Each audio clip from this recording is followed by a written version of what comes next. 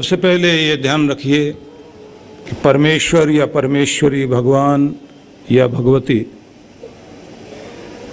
महाकाल या महाकाली, महादेव या महादेवी, ये बिल्कुल इसी तरह है जैसे चंद्रमा और चंद्रमा की चांदनी दोनों अलग अलग नहीं हैं। शिव और शक्ति अलग अलग नहीं है। जैसे दीप जलता है, लेकिन दीप जहाँ जगमगा रहा है उसी के साथ चारों तरफ जो फैल रहा है वो प्रकाश है, वो उसकी ज्योति है। तो बिल्कुल इसी तरह शिव और शक्ति है। जब भी हम लोग शक्ति की उपासना करते हैं तो शिव का पूजन भी साथ हो जाता है, और शिव का पूजन करते हैं तो शक्ति का पूजन भी साथ में हो जाता है। यहाँ जो आपने सामने देख रहे हैं, यहाँ जो चित्र है, ये अर्धनारीश्वर का है, शिव और शक्ति दोनों। आप सभी के शरीर में भी आधा भाग कोमलता का माँ का भाग है और आधा भाग आपका पिता का भाग है, वो कठोर भाग है। जिधर कोमलता वाला भाग है उधर आपका बायां हाथ कोमल है, और अद्भुत बात है कि उधर ही हृदय भी है, दिल भी उधर ही है। जहां कोमलता दी वहां भावना दी,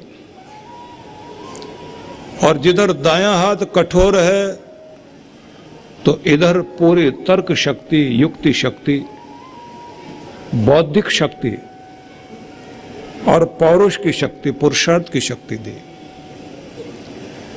इन दो हाथों के बीच हम लोगों का जीवन पलता है, माता और पिता के दो कृपा भरे हाथ। इस पूरे संसार में भी ये दो शक्ति, जिन्हें कहना चाहिए कि जैसे आपका शरीर दो शक्तियों से मिलकर बना है, लेकिन फिर भी आप एक ही हैं, ऐसे सारा संसार एक दिखाई देता है, लेकिन पूरे संसार में वो दो शक्तियां एक होकर कार्य कर रही हैं। इसलिए जब भी हम भगवान की आराधना करते हैं तो उससे जो कुछ भी वरदान हम मांगते हैं, उन वरदानों में दोनों की कृपाएं साथ में शामिल होती हैं। भगवान शिव कैलाश पर्वत पर विराजमान रहे तो मां पार्वती ने पूछ लिया कि प्रभु आप बताइए, आपका सत्य स्वरूप क्या है? क्योंकि आपके निकट रहने के बाद भी आपके रूप को पहचान नहीं पाती हूं। कहीं आपका आकार दिखाई देता है, कहीं आप विश्व रूप हो जाते हैं, कहीं बीज रूप में आ जाते हैं। आपको समझ पाना कठिन है। तो 7 प्रश्न किए। पहला ये पूछा कि हे शिव, आपका सत्य रूप क्या है, वो बताइए। दूसरा कहा कि ये आश्चर्यों से, विस्मय से भरा संसार क्या है, इसका रहस्य बताइए। तीसरा प्रश्न किया, इस पूरे संसार का बीज क्या है, कारण क्या है। चौथा प्रश्न किया, यह जो विश्व का चक्र चल रहा है, विश्व का चक्र, लोग आ रहे हैं, जा रहे हैं, आवागमन का चक्र चल रहा है, मौसमों का चक्र चल रहा है, मौसम बदल रहे हैं, ऋतुएं बदल रही हैं, और मनुष्य का भाग्य चक्र भी बदल रहा है। एक जैसी स्थिति कभी नहीं रहती। शरीर का भी अद्भुत चक्र चलता है। बचपन से हम किशोर अवस्था में, किशोर अवस्था से यौवन अवस्था में, यौवन अवस्था से प्रौढ़ावस्था में, प्रौढ़ावस्था से वृद्धावस्था में, और वृद्धावस्था फिर खो जाती है। शरीर पड़ा रह जाता है और इसके अंदर बसने वाला जीव अगली यात्रा पर चला जाता है। कि ये जो संसार का चक्र चल रहा है, कोई पहिया कोई व्हील घूमता है तो उसकी कोई धुरी होती है जिस पर वो घूमता है। कि वो धुरी क्या है वो समझाइए। उसके बाद फिर कहा पूरे संसार में जो रूप है उस रूप पर छाए हुए अरूप के भीतर के जीवन के संबंध में बताइए। अद्भुत प्रश्न किए। मतलब ये कि इस पूरे संसार में चीजें दिखाई देती हैं, रूप बदलती हैं और बदल करके फिर वो छिप जाती हैं, फिर छिपी हुई चीजें प्रकट होती हैं। जैसे पूरा वृक्ष जो है बीज में छिपा हुआ है और फिर बीज में से ही वो प्रकट भी होता है। बीज के अंदर से अंकुर निकलेगा, पौधा बनेगा, पौधे पर पत्ते लगेंगे, पत्तों के साथ में फिर वो और बड़ा होगा, फिर उसमें फूल लगेंगे, फिर फल लगेंगे, फलों के अंदर फिर बीज आ जाएंगे। वो बीज फिर अनेक पौधों को पैदा करेंगे। तो छोटे से बीज में पूरा वृक्ष है। तो ये जो चक्र चल रहा है, इस चक्र में एक अद्भुत चीज है कि रूप दिखाई देता है, फिर वो अरूप में चला जाता है। कि ये जो बदलाव है ये क्या है, ये समझना चाहती हूं। आप लोग भी देखते हैं कि जो वस्त्र आपने पहन रखा है, अगर ये रुई से बना है, धागों से बना, तो रुई कपास पौधे पर आई।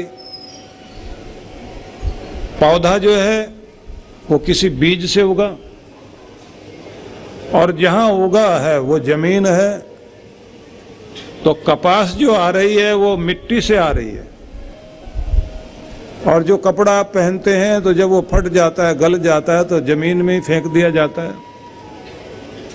तो फिर वो गल जाता है। गलने के बाद उसके जो अणु हैं, उसके जो परमाणु हैं, वो जमीन में समा जाते हैं, जाकर मिट्टी हो जाते हैं। मिट्टी में से फिर वही पौधा उन सारे चीजों को खींचकर कपास के रूप में वापस लाता है। तो एक आकार विहीन होकर जमीन में चला गया, जमीन में से फिर आकार लेकर बाहर आया। कि रूप अरूप में बदलता है। आकार प्रकार जो दिखाई दे रहा है वो फिर निराकार की स्थिति में चला जाता है, फिर से आकार लेता है। कि ये संसार इस तरह जो दिखाई देता है, तो मैं जानना चाहती हूं कि रूप पर छाए अरूप के भीतर का जो जीवन है उसके संबंध में बताइए। वो जो जीवन चल रहा है, मतलब उसके अंदर जो ये गति चल रही है, उसे चलाने वाली शक्ति क्या है, इसके विषय में बताइए। आप लोगों ने बहुत पहले का कोई एक भजन सुना होगा जिसका मतलब था, बाजीगर की बजी बांसुरी मायापुर के मेले में। कि मायापुर का मेला है जिसमें बाजीगर ने अपनी बांसुरी बजानी शुरू की और फिर उसने मिट्टी उठाकर 2 पुतले बनाए। पुतलों के आगे जाकर के फूंक मारी, फिर बांसुरी बजानी शुरू की। वो पुतले हिलने लग गए। अब वो अपना कर्तव्य दिखाते हैं। कर्तव्य दिखाते हैं कि वही दोनों पुतले मिलकर मिट्टी इकट्ठी करके घर बनाते हैं। उस घर के अंदर वैसे ही पुतले और पैदा हो जाते हैं। फिर वो पुतले जो है मिट्टी से ही कुछ और बनाते हैं जिसको वो कागज के नोट कहते हैं। उन्हें अपने घर में संभाल कर रखते हैं। पड़ोस वाले पुतले से जाकर कहते हैं तेरे से मैं ज्यादा अमीर हूं। और जो वो खा रहे हैं का वो मिट्टी से पैदा हो रहा है। अनाज तो मिट्टी का पुतला, मिट्टी का मकान, मिट्टी से पैदा हो रहा है। कागज मतलब वृक्षों से कागज आ रहे हैं, तो मिट्टी से ही आ रहे हैं। तो मिट्टी खा रहा है, मिट्टी पहन रहा है, मिट्टी का तन, मिट्टी इकट्ठी कर रहा है, और मिट्टी वाला ये मनुष्य अकड़ता भी बहुत है। बांसुरी बजाता हुआ बाजीगर कहता है कि देखो साहिबान, मिट्टी के खिलौनों का खेल, बहुत छोटी सी जिंदगी लेकर आते हैं, मिट्टी इकट्ठी करके अकड़ते हैं, और फिर थोड़ी देर के बाद इनके अंदर की शक्ति चली जाती है। उसने दिखाया कि अब इनके प्राण निकल गए, मिट्टी के खिलौने मिट्टी में मिल गए। उसके बाद वो कहता है कि तुम्हारी मिट्टी जैसी थी वहीं रह गई, कि मेरा खेल खत्म हो गया। ये मायापुर का मेला है, माया तरह तरह के खेल रचती है। इस तरह लोग आ रहे हैं, जा रहे हैं, कि जैसे मैं बाजीगर हूं ऐसे ही बड़ा बाजीगर ऊपर बैठा, वो भी यही खेल रच रहा है, ऐसे ही रोज बनाता है, ऐसे लोगों को नचाता है, और वहां बैठकर कठपुतलियों के तार हिलाकर खुश होता है। लेकिन बहुत कुछ उसने हमारे हाथ में दे रखा है, आजादी दे रखी है। तुम चाहो तो ऊंचे उठ सकते हो, चाहो तो नीचे गिर सकते हो। तुम्हारी ऊंचाई तुम्हारी अच्छी आदतों के कारण है, और तुम्हारी गिरावट भी तुम्हारी बुरी आदतों के कारण है।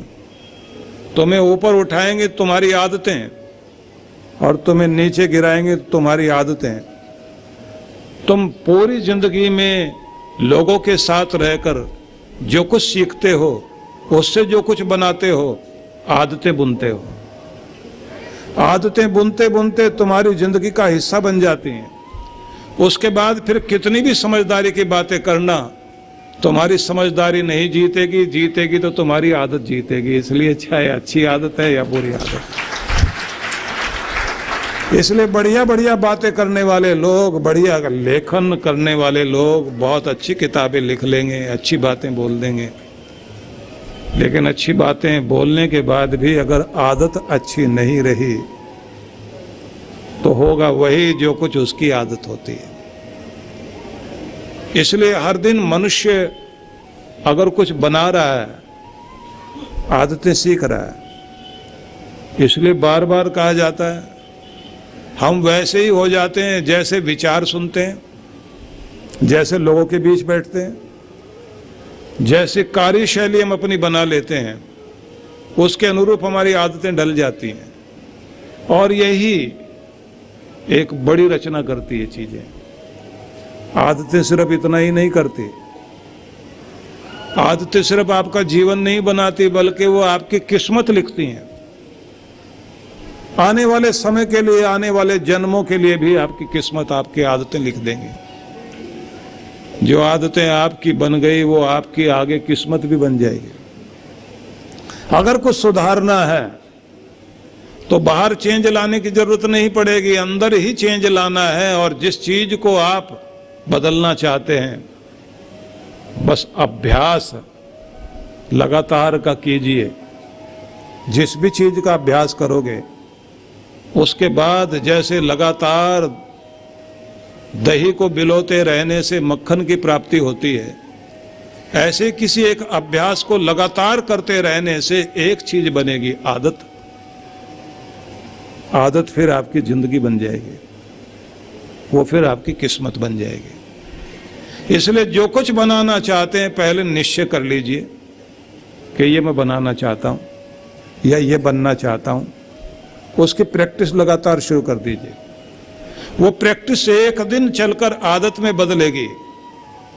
अपने ग्रंथों में लिखा गया कि कितने दिन लगेंगे, बताया गया 21 दिन चाहिए। 21 दिन भगवान शिव की आराधना के लिए लोग काम करते हैं। 21 सोमवार जाने की जरूरत है, 21 दिन का अनुष्ठान चाहिए, एक अच्छी आदत बन जाएगी। लेकिन जगदम्बा माँ कहती है नहीं, ऐसा नहीं है। 21 दिन में शिव भोले तो प्रसन्न हो जाएंगे, एक आदत दे देंगे आपको। लेकिन वो बहुत जल्दी देते भी हैं और बहुत जल्दी लेते भी हैं।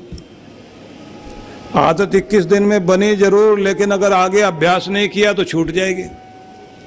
जगदम्बा माँ कहती है कि 40 दिन चाहिए लगातार, इसलिए दुर्गा चालीसा, हनुमान चालीसा, सब जगह चालीसा चालीसा है, शिव चालीसा, 40 की बहुत महिमा है।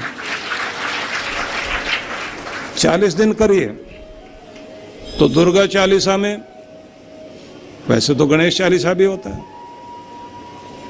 40 दिन लगातार अभ्यास करके आप अपनी आदत को बना लोगे।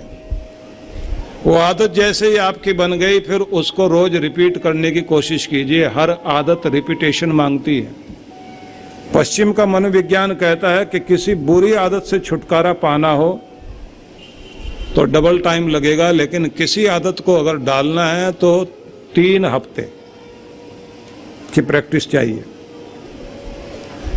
पुरानी आदत को छुड़ाना हो तो फिर 6 हफ्ते चाहिए। सीधी बात वही है, 40 दिन 6 हफ्ते हो गए, वहां 42 है। किसी आदत को डालना है 21 दिन।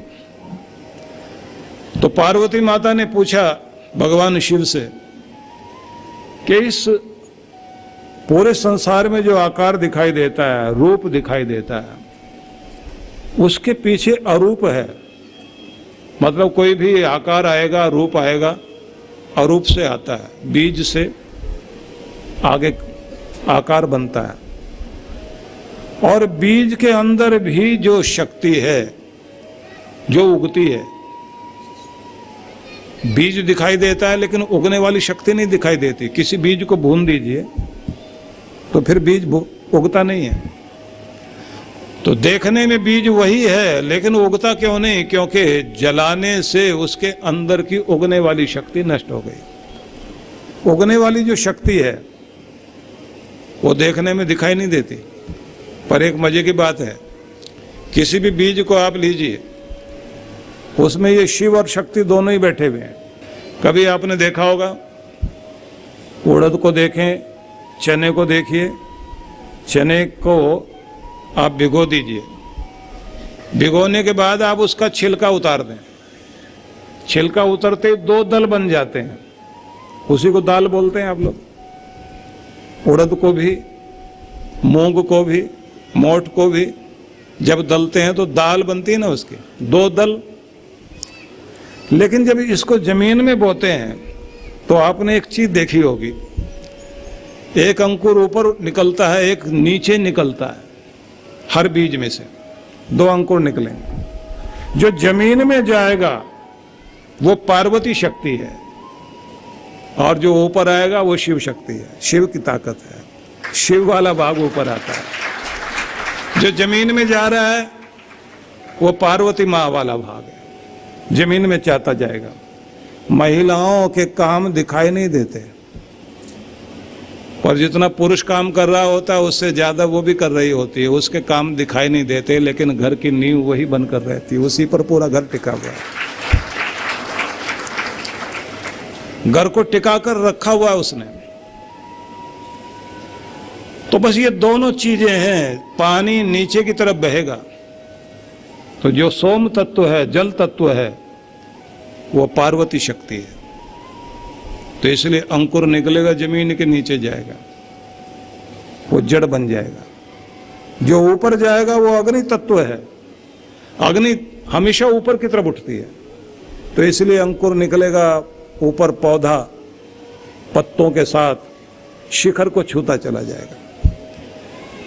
ये बात जरूर याद रखने की है कि जैसे हर बीज में एक क्षमता है कि पूरा वृक्ष बन सकता है,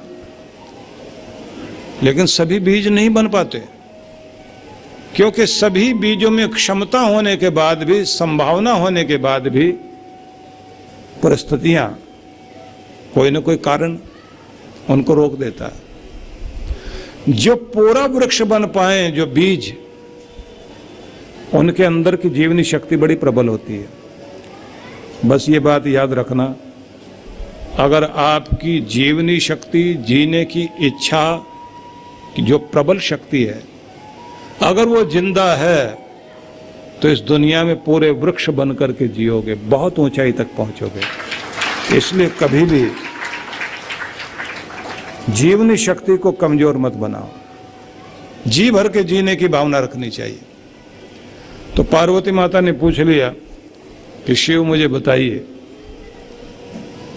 रूप के पीछे का अरूप और उसके अंदर की जीवनी शक्ति क्या है। आगे फिर उन्होंने प्रश्न किया कि देश, काल, नाम और प्रत्यय, इसके परे जो आकार है उसमें प्रवेश कैसे होता है। समय के अंदर कौन प्रवेश कर पाता है। ध्यान रखिए, 3 चीजें ऐसी हैं जिनका मूल्य आदमी उनके खो जाने के बाद ही उनको पता लगता है, उससे पहले उसकी कीमत पता नहीं होती। पूरी दुनिया में नियम है, जैसे आप लोग देखते हैं कि किसी मॉल में जाएं, किसी दुकान पर जाएं, वहाँ जो चीज़ें रखी हुई हैं, कपड़े टंगे हुए हैं, हर एक के साथ एक स्टिकर, एक टैग लगा होगा जिस पर उसकी कीमत लिखी हुई होती है कि ये वस्तु इतने की है, ये इतने की, ये इतने की। लेकिन दुनिया में 3 चीजें ऐसी हैं जिनके ऊपर कोई टैग नहीं लगा हुआ है कि ये कितने कीमत की है। जैसे ही वो चीज खो जाएगी तब आपको उसका मूल्य पता लगता है। अब इनमें 3 चीजों में पहली चीज आपका समय। जब ये आपके हाथ में होता है आपको इसकी कोई कीमत का पता नहीं होता कि कितना कीमती समय है। लेकिन जब ये वक्त निकल जाएगा तब पता लगेगा कि मेरी जिंदगी का वो बड़ा बेहतरीन वक्त था।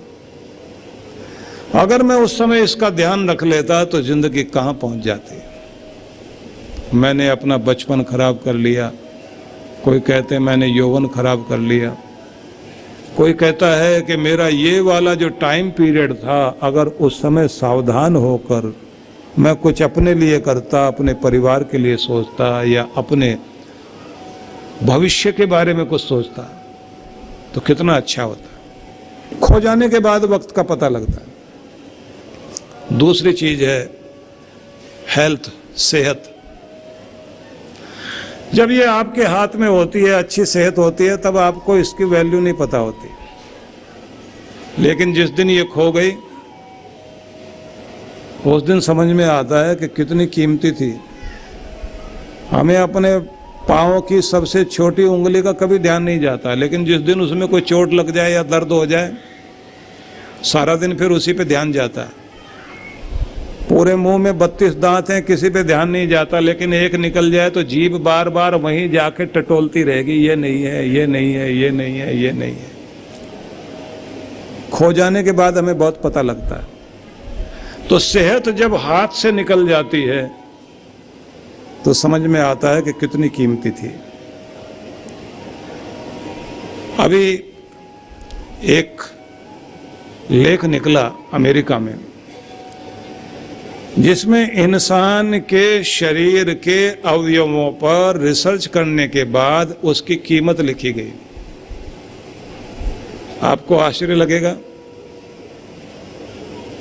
उन्होंने कहा कि 600 करोड़ डॉलर से अधिक कीमत हो सकती है ऐसे सारे तत्वों की जैसे शरीर के अंदर के अंग प्रत्यंग हैं।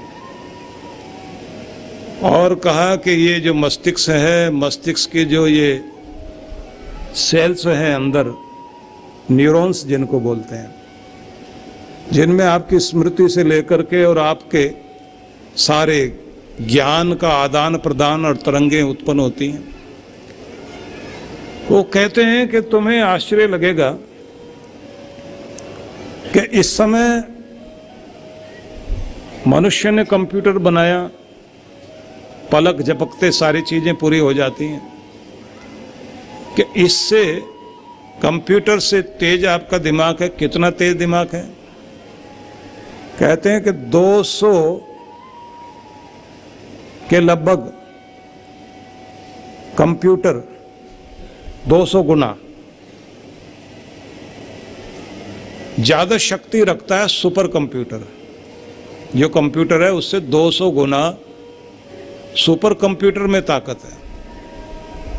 और जो सुपर कंप्यूटर है ऐसे 200 गुना सुपर कंप्यूटर यूज करें तो उतना तेज दिमाग मनुष्य का है। अगर ये इसकी शक्ति का प्रयोग करना जानता हो तो उनका कहना है कि अगर ये सारा हिसाब लगाएं कि 600 करोड़ से भी कहीं ज़्यादा कीमत मनुष्य की बैठती है, लेकिन अगर भारत के अध्यात्म के हिसाब से बात करें तो भारत का अध्यात्म ये कहता है कि ये 600 करोड़ डॉलर, अगर आज एक डॉलर की कीमत 60-65 रुपए है, आप हिसाब लगा सकते हैं कितना बैठा।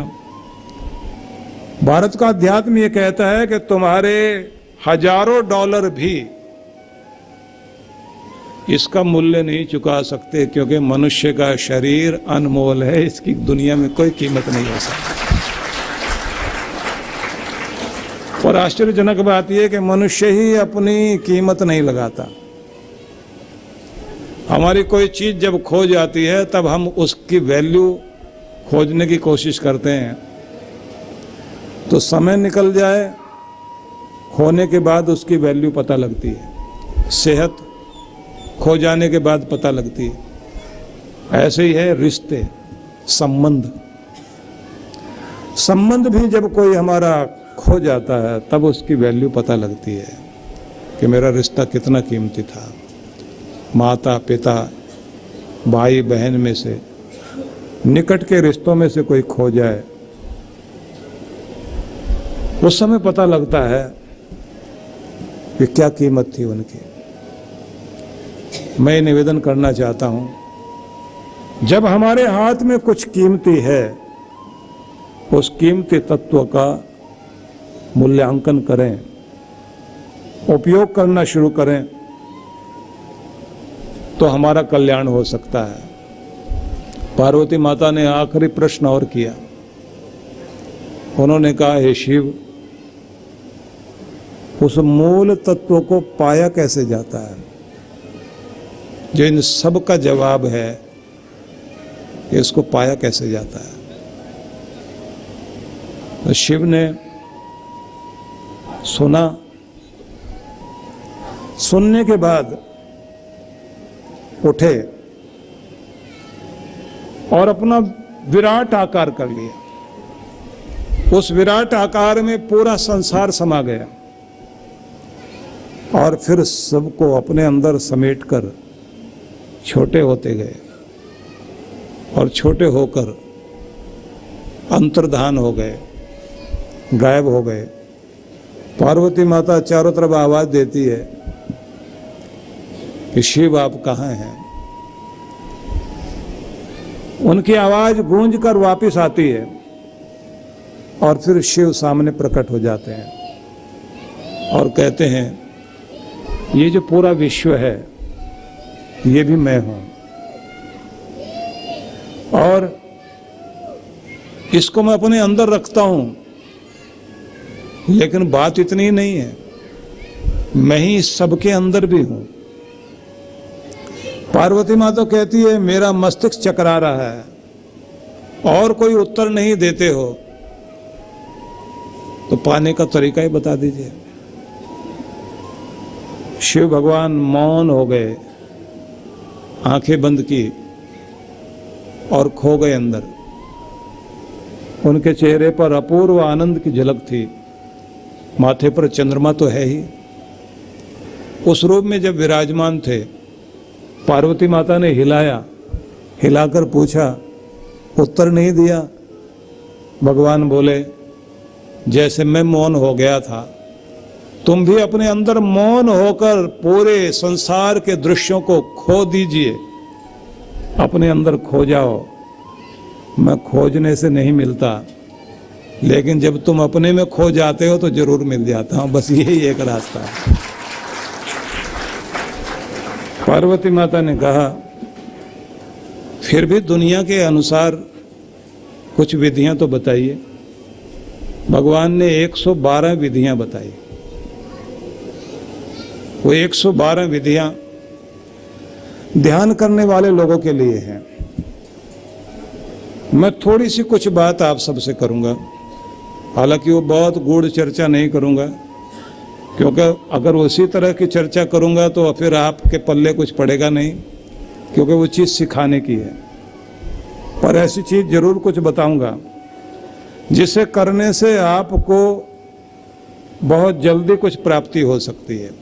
आप लोग जानते हैं जगदम्बा ने अपने अनेक रूपों का वर्णन किया, और आप लोग भी पाठ करते समय बोलते हैं, या देवी सर्वभूतेषु मातृरूपेण संस्थिता, निद्रा रूपेण संस्थिता, बुद्धि रूपेण संस्थिता, विद्या रूपेण संस्थिता, कीर्ति रूपेण संस्थिता, क्षुधा रूपेण संस्थिता, लक्ष्मी रूपेण संस्थिता, नमस्तस्यै नमस्तस्यै नमस्तस्यै नमो नमः। या देवी सर्वभूतेषु शांति रूपेण संस्थिता, नमस्तस्यै नमस्तस्यै नमस्तस्यै नमो नमः। और ये अलग अलग रूप बताए। इन्हीं में हम 9 रूपों की एक और चर्चा करते हैं। जयंती मंगला काली भद्रकाली कपालिनी दुर्गा क्षमा शिवा धात्री स्वाहा सुधा नमोस्तुते। 9 रूप हैं उसके, लेकिन सार में हम इतना समझ लें कि जिनकी कृपा से आपको नींद मिलती है वो भी जगदम्बा की एक शक्ति है। जिनकी कृपा से आपकी जिंदगी में शांति आती है वो भी जगदम्बा की एक कृपा है। जिनकी कृपा से आपके जीवन में एक कौशल, एक विद्या, आपकी जो स्किल का डेवलपमेंट होता है, विकास होता है, वो जो आपका कौशल विकास, कोई हुनर आप सीखते हैं, कोई आर्ट आपको आ जाता है, वो भी उसी के कारण आता है। या देवी सर्वभूतेषु छाया रूपेण संस्थिता। हर चीज की छाया बनती है संसार में। आपका एक ओरा होता है, वो ओरा अगर स्ट्रांग है तो किसी का कोई प्रभाव आपके ऊपर नहीं पड़ेगा। जिसका ओरा कमजोर होता है तो लोग कहते हैं नजर लग गई। ओरा कमजोर हो गया तो प्रभाव दूसरे का बहुत जल्दी पड़ेगा। जिनका ओरा कमजोर होता है वो लोग स्ट्रांग ओरा वाले लोगों के पास जब जाते हैं तो पहले तो भूल ही जाएंगे बात क्या करनी है। जो याद करके गए थे वो वहां बोल नहीं पाओगे। कुछ लोगों का इंटरव्यू देते समय ओरा इतना कमजोर होता है, बोलना कुछ चाहते हैं, बोलकर कुछ आते हैं। तो ये छाया है, कहते हैं वो भी जगदम्बा का एक रूप है।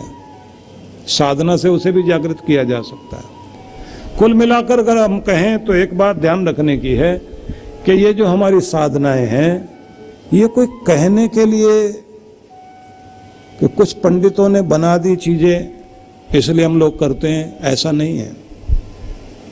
इन पर खोजें हुई हैं, रिसर्च हुई है। ये सच में अपने आप में एक बहुत बड़ी शक्ति है। अगर इनका प्रयोग आप लोग करें, इनको आप जगाएं, तो आप खुद अपने अंदर बहुत सारी ऐसी शक्ति अनुभव करोगे जिसके कारण आपको जल्दी सफलता मिलेगी। अब एक चीज ध्यान देना, अगर आपको ठीक ढंग से अपनी आराधना करते करते मस्तिष्क को एकाग्र करना आ गया और उसके बाद जो आप मांगना चाहते हैं मांगना आ गया, तो कुछ लोगों की प्रार्थनाएं जिस दिन उनका मन एकाग्र हो जाए, जो कुछ वो मांगते हैं वो बहुत जल्दी पूरा हो जाता है।